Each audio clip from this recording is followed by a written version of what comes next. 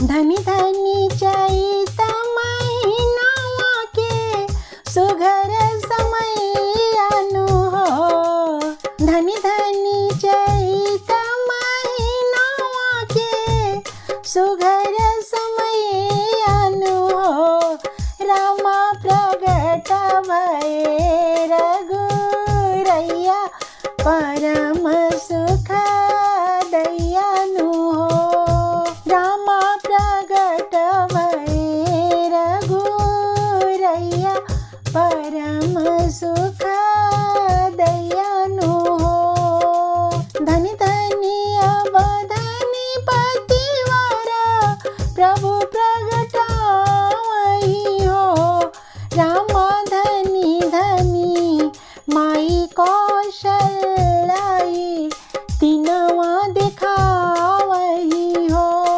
रामा धनी धनी माई कौशलाई दीनवा दिखावही हो। रामा प्रगट भये रघुरैया परम सुख दयानु हो।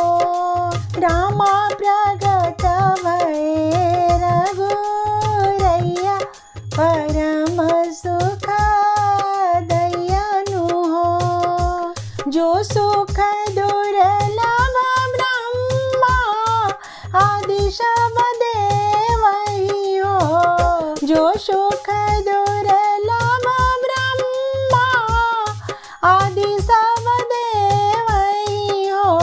रामाया वदनगर के बसैया सहज में ही पावही हो।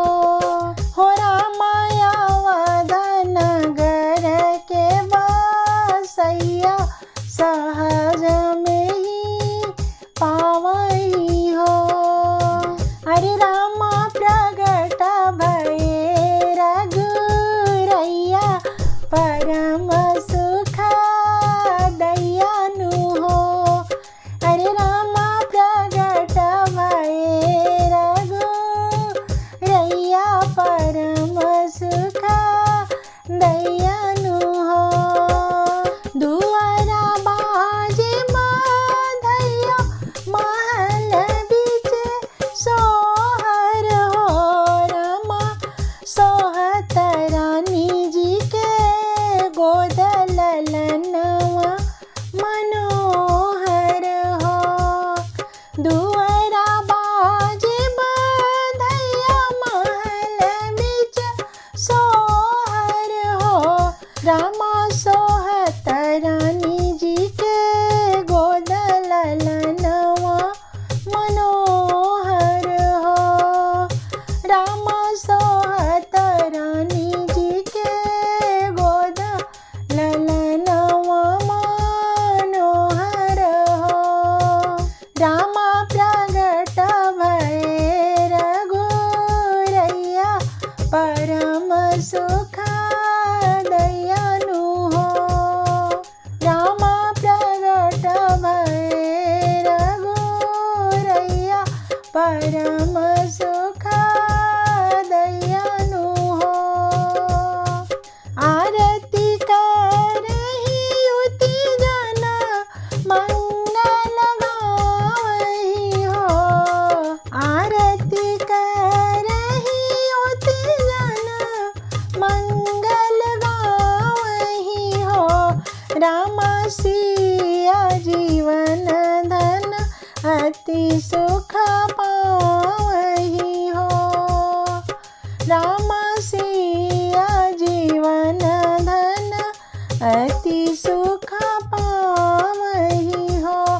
रामा प्रगट भये रघुरैया परम सुख दयानु हो। रामा प्रगट